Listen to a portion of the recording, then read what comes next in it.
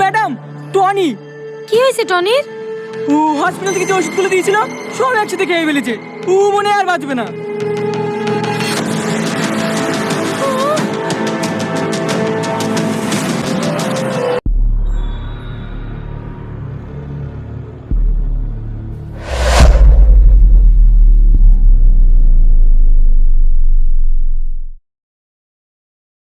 নিবাসী রাজেশ মণ্ডলের একমাত্র পুত্র ৫,০০০ টাকা দেনমোহরের পরিবর্তে তোমাকে বিয়ে করতে রাজি। বলো মা, কবুল? কবুল কবুল কবুল।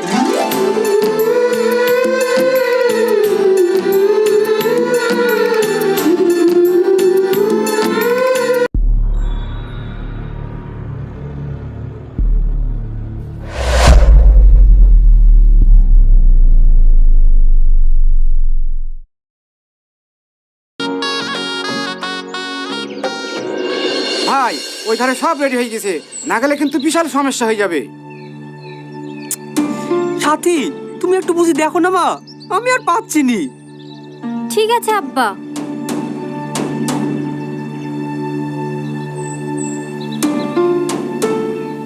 কি রে এখনো বসে আছি যে? লে জামাটা পরিলে? আমি যাব না। দেখ জেদ করিস নি, আব্বা কথা দিয়ে ফেলেছে। তুই কি চাস আব্বার মান সম্মানে ক্ষতি হোক?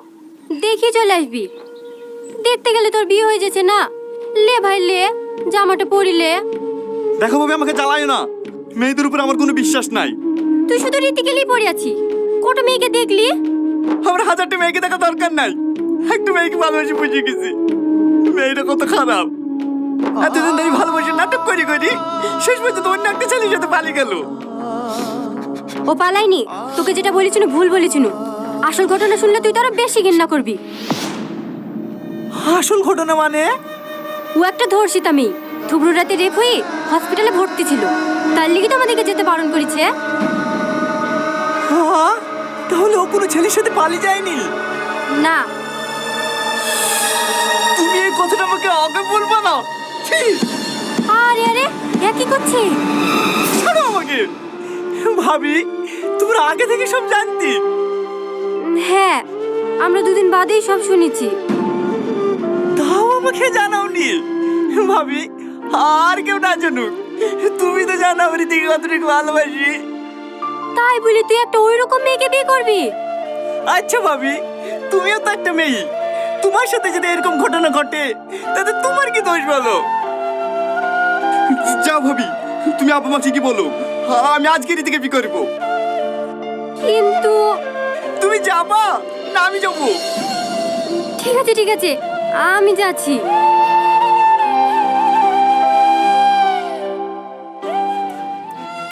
বলো মা, কবুল? এই রীতি ভুল। বলো কবুল? এই রীতি হ্যাঁ করছি কি নে? ভুল। বলো কবুল? আমি বিয়ে করব না। বিয়ে করবে না মানে? বল কবুল। এই দাঁড়া।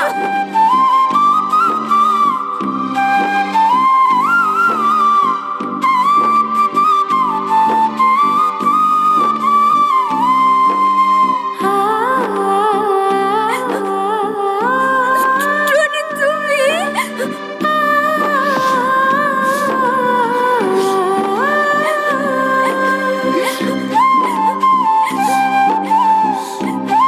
আমি তোমাকে বিয়ে করবো। কিন্তু আমার তো চুপ করো, আমি সব জানি, তাতে আমি কিচ্ছু যায় আসে না।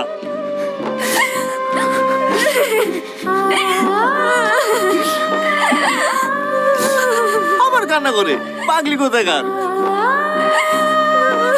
আরে বসেন বসেন মৌলানা সাহেব, পাত্র চেঞ্জ হলো তো কি হলো, বিয়ে এই আসরেই হবে। যা বাপ, ওইখানে কি বসগা।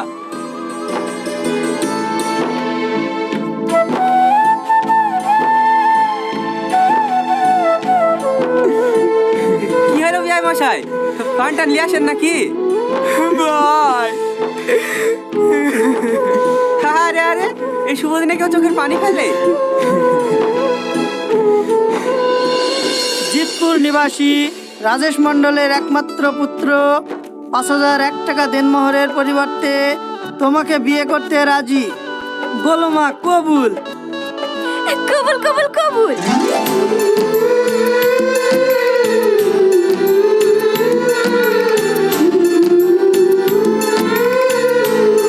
বলো মা, কবুল? কবুল কবুল কবুল।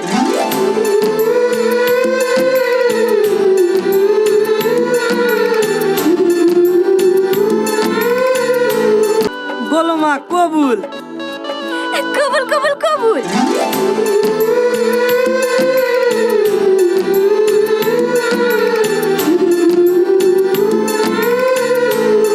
বলো মা, কবুল? কবুল কবুল কবুল।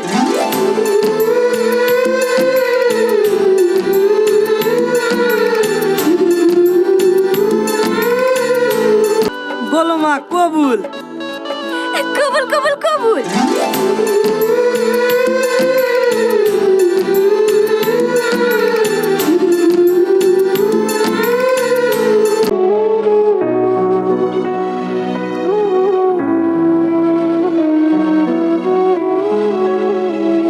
এই লাও, খাবারটা খেয়ে লাও। আমি জানি আমার সাথে বিয়ে হয়েছে বলি তুমি মন খারাপ করে কিচ্ছু খাওনি। আমি বুঝতে পেরেছি তোমার আমাকে একটুও পছন্দ না, কিন্তু আমি যদি বিয়েটা না করতাম তাহলে তো আমার থেকে কোনো খারাপ ছেলের সঙ্গে তোমার বিয়ে দিয়ে দিত। আমি শুধু তোমার কথা ভেবেই এই বিয়েটা করেছি। খেয়ে শুই পড়ো। ভয় পেও না, আমি কোনোদিনও স্বামীর অধিকার নিয়ে তোমার সামনে এসে দাঁড়াবো না, এইটুকু বিশ্বাস করতে পারো।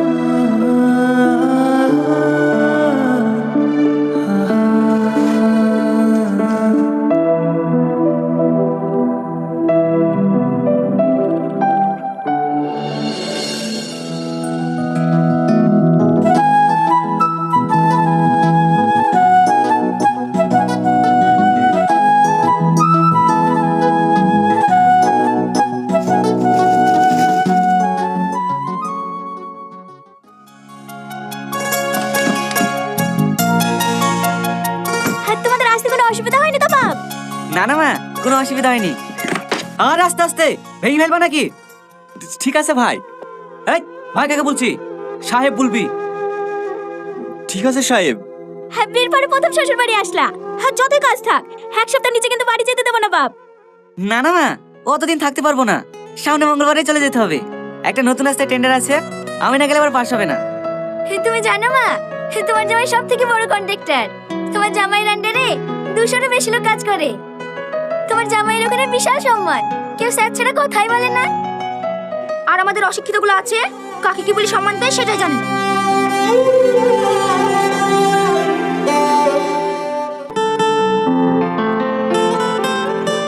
ওষুধটা খেয়ে কম হলো? হ্যাঁ, একটু কম লাগছে। এই লাও, আদাতে চা করিলে আসনু, খেয়ে লাও, দেখো মাথা ধরেটা কমে যাবে। তুমি একটু আরাম করো, আজকের ও বাড়িতে কাজে যেতে হবে না। না না, ভাই এসছে, ভালো মন্দ খাবার করতে হবে, না গেলে হয়। ও আমি ম্যানেজ করে নেবো, এ অসুস্থ শরীরে আজ যেতে হবে না। কেন আমার বদলে তুমি রান্না করবে নাকি? কেন আমি রান্না করতে পারিনি নাকি? যাও সাইকেলটা বের করো গা, অত অসুবিধা হবে না। ওষুধ খেয়েছি তো, একটু পরেই ঠিক হয়ে যাবে। ঠিক আছে।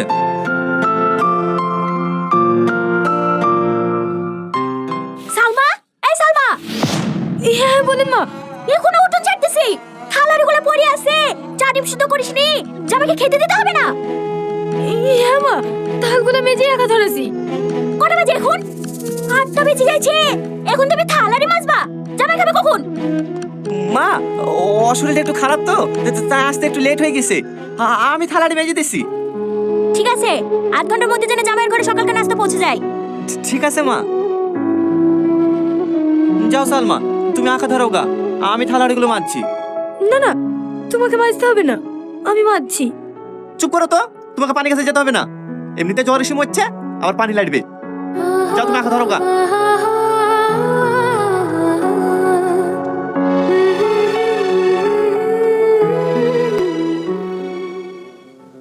ওই ব্যাপারটা মা কিছু বলিস?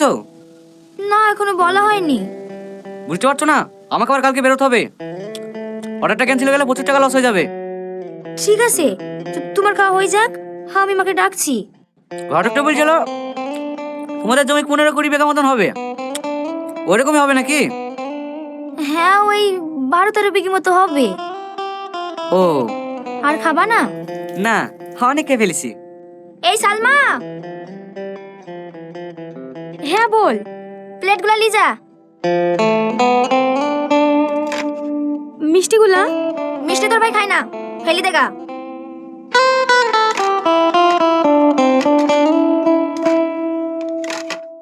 আর শোন, যার সময় মাকে ডেকে দিয়ে যাস। ঠিক আছে। ওগো, মাকে ডাকতে পাঠানো, এখন আবার সিগারেট ধরেছো কেন? ও কি বলছি মা? হ্যাঁ, এইখানে বসো।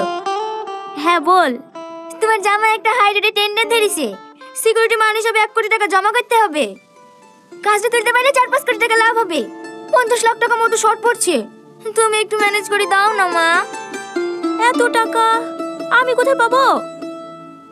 আমাদের 12-13 বিঘি জমি নাই, ওই জমিগুলো বেচে দাও না মা।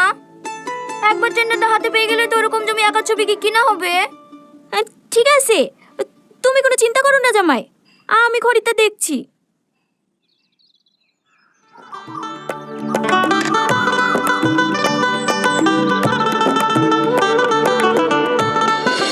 আরে আরে কি করছো?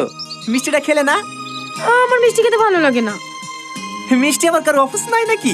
হ্যাঁ, দাও আমাকে দাও। হ্যাঁ, আমার মিষ্টি খেতে খুব ভালো লাগে।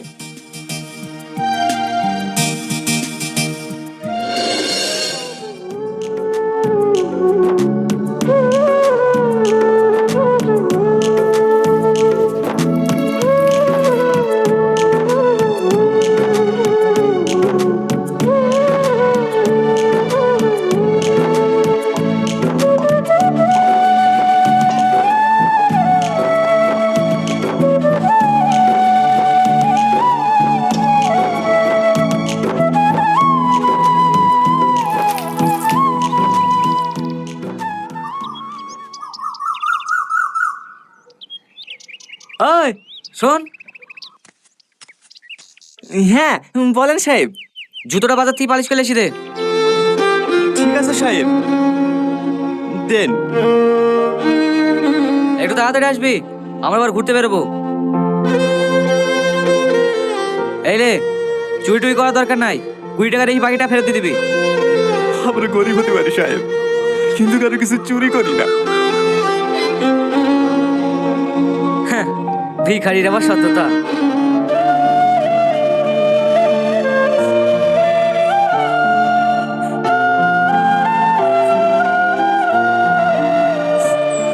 মা, বাড়ি কেন? রাতের খাবার টেবিলে রেখে দিয়েছি। হ্যাঁ মা, সব গুছিয়ে রেখে দিয়েছি। এই দাঁড়া, তোর হাতে কি? কিছু না মা, কটা মিষ্টি আছে। আমার জামাই লেগিলে আসা মিষ্টি, জামাইকে খেতে না দি তুই চুরি করে নিয়ে যাসি? না না মা, আমি চুরি করিনি। ভাই মিষ্টি খায় না তো, তাহলে প্রথমে ফেলে দিতে বললো। কি? এত বড় মিথ্যে কথা, চোর কোথাকার! সেদিন 5 থেকে 2000 টাকা খুঁজে পাইনি, আমি ভাবনা হারিয়ে গেছি। এখন তো দেখছি ওই টাকাটা তুই চুরি করেছিস। তোর মা এক চোর, চোরের অপবাদে বিষ খেয়ে মরিছে, তারই তো মেয়ে তুই। তুই আবার কেমন হবি? দেখো, আমার মায়ের নামে অপমান দিবে না। গ্রামের সবাই জানো ওই বেলা ছোট চুরি করেছিল। মা মরে যাওয়ার পরে ছোট তো ওই বেলা ঘুরিয়ে দিয়েছে। ওরে বাবা রে, মায়ের কথা বলতে অমনি ফস করে উঠেছে। আমার খাবে, আমার পড়বে, আবার আমার মুখের উপরে কথা।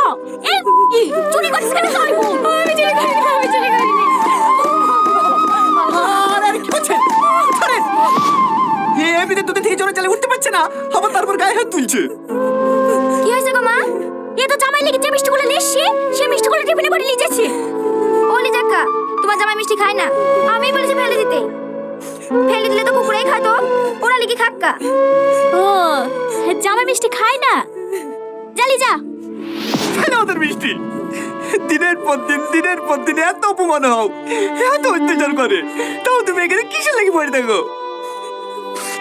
চলো, এবার তো তোমাকে থাকতে হবে না, আমি আর এবার কাজ করবো না।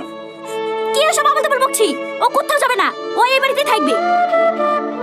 ভুলে যাই না, ও আমার স্ত্রী, ওকে আমি যেখানে নিয়ে যাবো ওকে সেখানে যেতে হবে। দরকার হলে আবার ওকে ভিক্ষি করে খাওয়াবো, তা আপনাদের এই নরকা থাকতে দেবো না।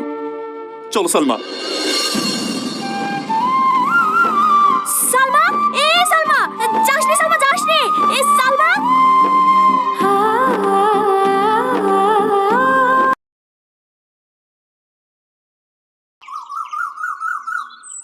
এইভাবে রাগ করে চলে আসলা, এবার কি করবা? কি করবো আবার? মুনিশ ষাট বানালে বিদেশ যাবো, তাই বলে তোমাকে প্রতিদিন অপমান করবে, ও আমি সহ্য করতে পারবো না। আর তুমি বিদেশ চলে গেলে যে আমি থাকতে পারবো না। তাহলে গ্রামে মুনিশ খাটবো। থাক, তোমাকে মুনিশ কাটতে হবে না। এই লাও ধরো, এই দুটো বন্দুক দিয়ে তুমি যে কোনো একটা ব্যবসা শুরু করো গা। না না, এ বালা আমি নিতে পারবো না। এটা তো তোর মায়ের শেষ স্মৃতি। যদি আমি বন্দুক দিয়ে ছাড়াতে না পারি।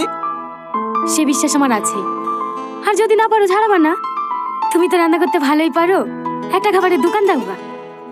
ঠিক আছে। কিছু মনে করো না বাপ, সব জমি বিক্রি করেও 45 লাখ টাকার বেশি হলো না। ঠিক আছে মা, ও কোনো ব্যাপার না, বাকিটা আমি ম্যানেজ করে নেবো। হ্যাঁ ঠিক আছে বাপ।